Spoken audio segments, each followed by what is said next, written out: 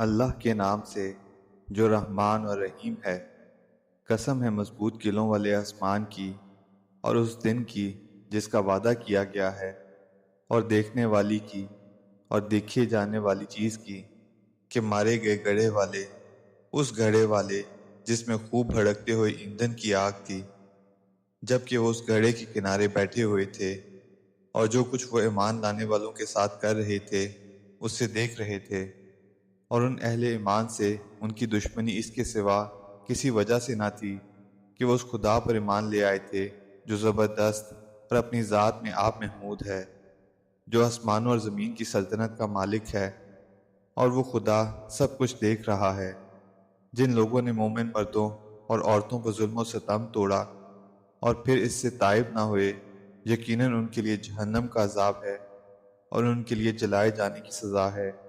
جو لوگ ایمان لائے اور جنہوں نے نیک عمل کیے، یقیناً ان کے لیے جنت کے باغ ہیں جن کے نیچے نہریں بہتی ہوں گی۔ یہ ہے بڑی کامیابی۔ در حقیقت تمہارے رب کی پکڑ بڑی سخت ہے۔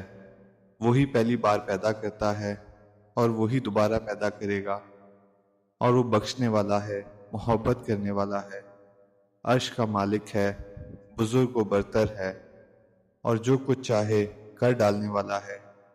کیا تمہیں لشکروں کی خبر پہنچی ہے، فرعون اور سمود کے لشکروں کی؟ مگر جنہوں نے کفر کیا ہے وہ جھٹلانے میں لگے ہوئے ہیں، حالانکہ اللہ نے ان کو گھیرے میں لے رکھا ہے۔